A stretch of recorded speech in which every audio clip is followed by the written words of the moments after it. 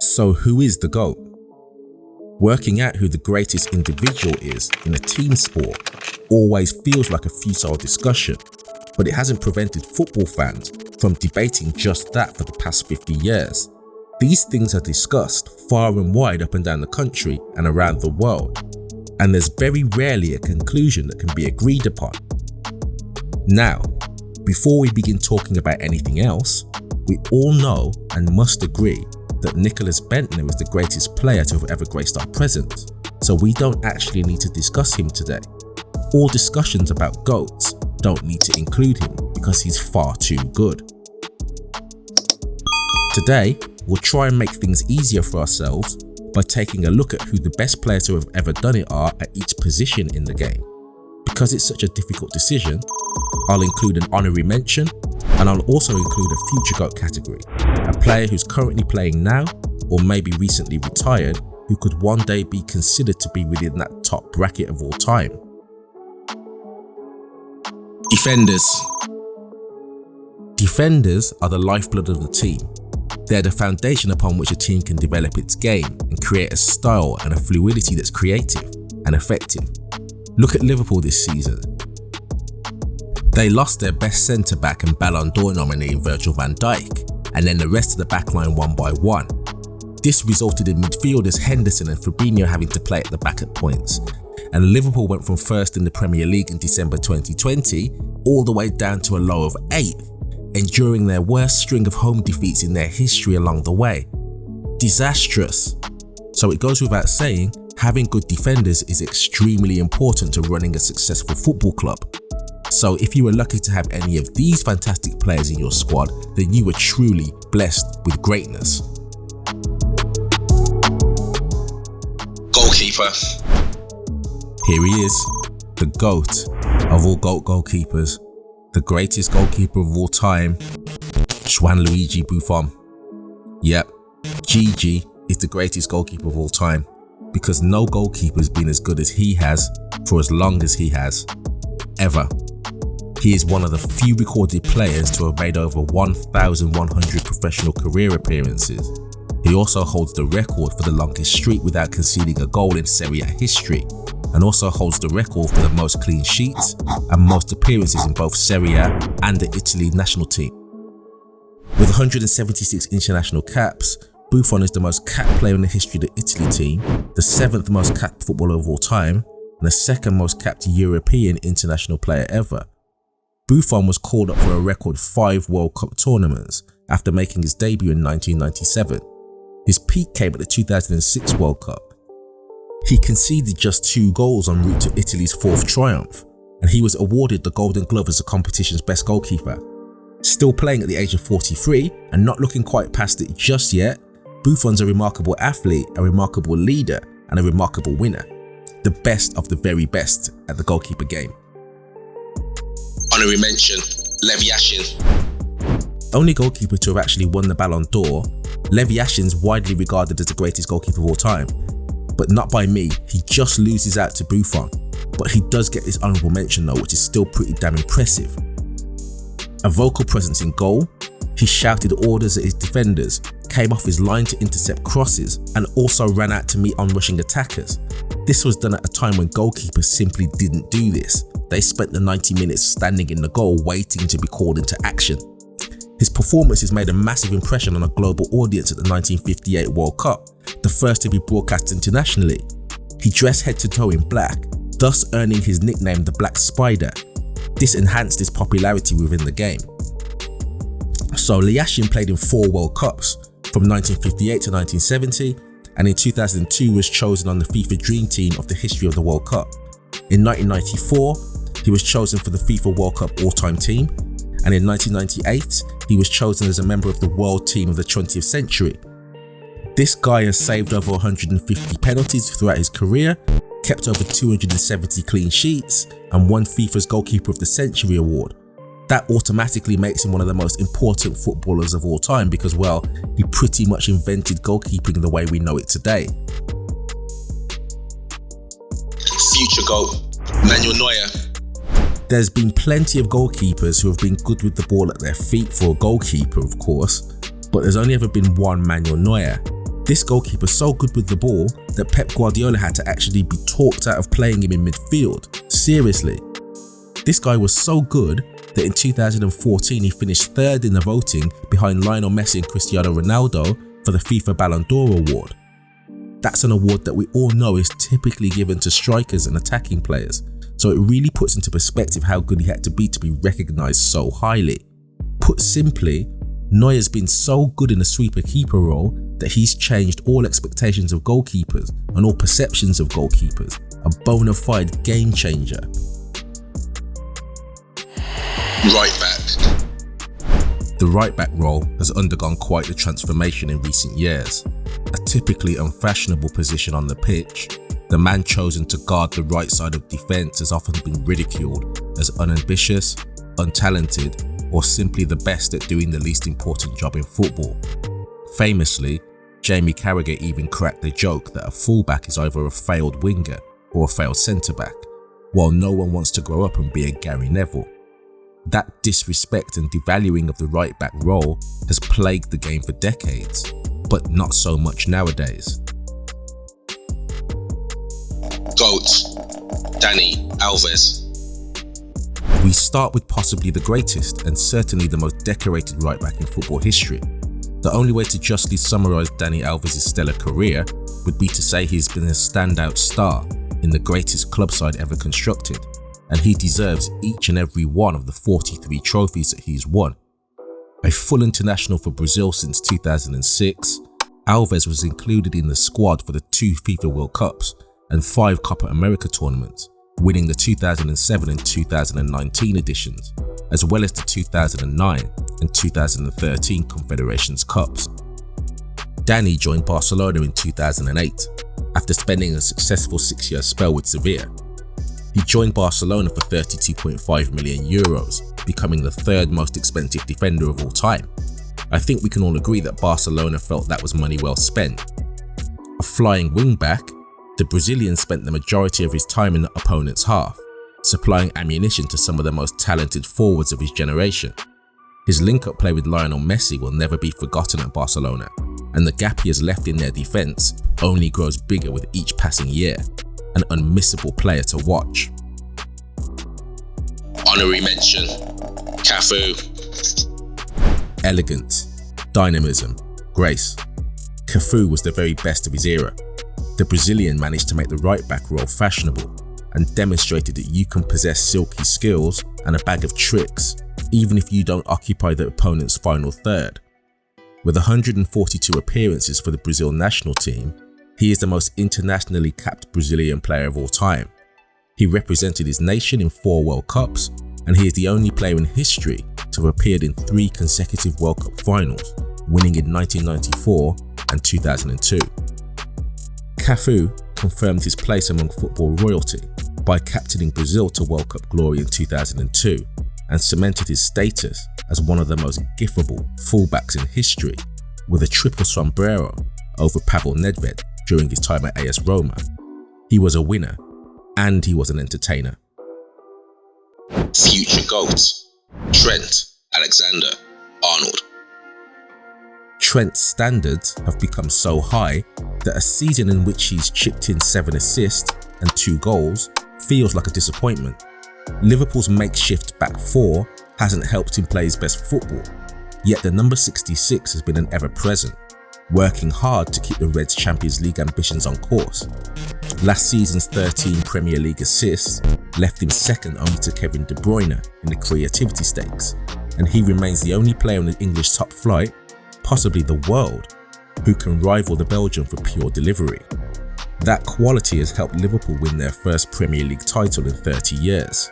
So what makes Trent so good? Well, Trent grew up playing in central midfield, and his past in that position has contributed to him becoming one of the most technically gifted right-backs of the modern era, alongside Dani Alves. Despite playing in defence, Trent has finished in the Premier League's top 3 creators list in 2 successive seasons, and in doing so became the first defender to reach double figures in consecutive campaigns. The most impressive aspect of his game is his crossing. He has wonderful technique and can vary his crosses depending on his position to pick out specific teammates with devastating accuracy. In addition, he is spectacular from set pieces. His free kick ability is out of this world, and he showed such maturity and innovation when taking the quick corner against Barcelona that helped them come back from the 3-0 deficit in Liverpool's second leg comeback of the Champions League semi-final 2 years ago. If he can shake off the disappointments of the last year and his career continues to go upwards as it should do, he could easily have a stellar career with Liverpool and England and cement himself within the upper echelons of RB greatness. Centre-back number 1. G.O.A.T. Franco Baresi. Franco Baresi is a legend in the game, not only for his ability on the pitch, but because he's one of the few superstars in the game who was a one-club man. He spent his entire 20-year career with Serie A club Milan, and with them he won 3 UEFA Champions League titles, 6 Serie A titles, 4 Super Cup Italian titles, and 2 European Super Cups, and 2 Intercontinental Cups. With Italy, he was a member of the Italian squad that won the 1982 FIFA World Cup. He also played in the back line in the 1990 World Cup and was named to the FIFA World Cup All-Star team. At the 1994 World Cup, he was Italy captain and was part of the squad that reached the final, although he would unfortunately miss a penalty in the resulting shootout as Brazil lifted the trophy. Franco was nicknamed Kaiser Franz, a reference to fellow sweeper and legend Franz Beckenbauer. That's how good this guy was. Honorary mention, Nesta. Alessandro Nesta was widely considered to be one of the best centre-backs of all time and also one of the greatest defenders ever. He was best known for his pace, artistic tackles, elegance on the ball, distribution, and tight marking of opponents. He made over 400 appearances in a 20-year career spread between Lazio and Milan, winning domestic and European honours with both clubs. Later in his career, he played in Major League Soccer for the Montreal Impact. Nesta is a 4-time Serie A Defender of the Year, a full-time member of the annual UEFA Team of the Year. In 2004, he was named as one of the top 100 greatest living footballers as part of FIFA's 100th anniversary celebration. A legend in the game. Future G.O.A.T. Sergio Ramos. Sergio actually began his career as a right back and developed into a centre back. There is no doubt that this guy will go down as one of the greatest to ever do it. He captains both La Liga club Real Madrid and the Spanish national team. Just a quick look at his achievements tells you everything you need to know. With Real Madrid, he's got 22 major honours, including 5 La Liga titles and 4 UEFA Champions League titles, becoming one of La Liga's top goal scorers from a defensive position. Ramos has been named in the World 11 times, a record for a defender, and 3rd most all time. He has been elected to the UEFA Team of the Year 9 times, also a record for a defender. He has been named La Liga's best defender a record 5 times. As part of the national team, Ramos has played in 4 World Cups and 3 European Championships. He won the 2010 FIFA World Cup and the European Championships in 2008 and 2012. In 2013, he became Spain's youngest player to ever reach 100 caps and currently holds the record of the most capped player in the history of the Spanish national team and is the country's 8th highest top goal scorer. 8th highest. He's a defender. I think it's safe to say that this guy is quite good. Centre-back, position 2. G.O.A.T. Franz Beckenbauer. Franz is a German footballer who began his professional career as a forward and then moved into midfield. When he switched to defence, he made a change that would alter the course of his life and of football, becoming the greatest defender in the history of the game in his position and inspiring millions of players around the world to follow in his footsteps. So what made Franz Beckenbauer so special? Well, Beckenbauer was a sweeper defender, a role that he didn't really create, but one that he definitely improved upon and made his own. He would sweep up after the ball had gone beyond the defence, making him the last line of that defence. Also as a sweeper, he had a more forward-thinking role and was able to move up and down the field with more freedom than a typical defender. He was composed, he was great in the tackle, a great defender, and was adept with the ball at his feet. A prototype for the future modern defenders we've seen in the modern game, such as Rio Ferdinand, Aymeric Laporte, and Virgil van Dijk. Franz was twice named European Player of the Year, played 103 times for Germany, and also played in 3 FIFA World Cups and 2 European Championships.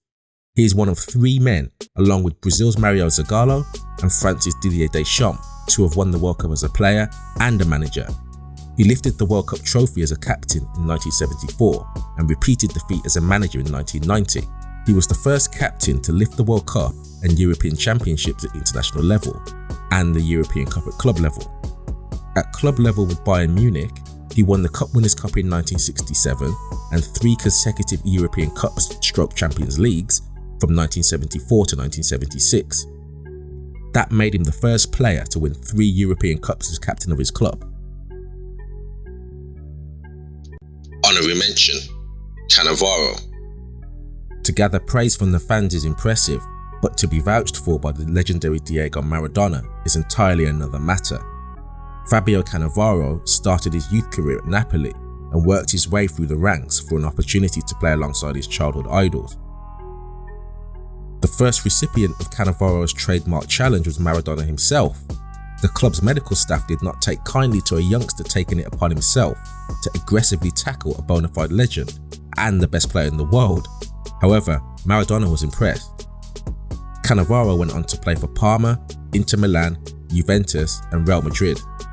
He served at the heart and soul of everything he played for.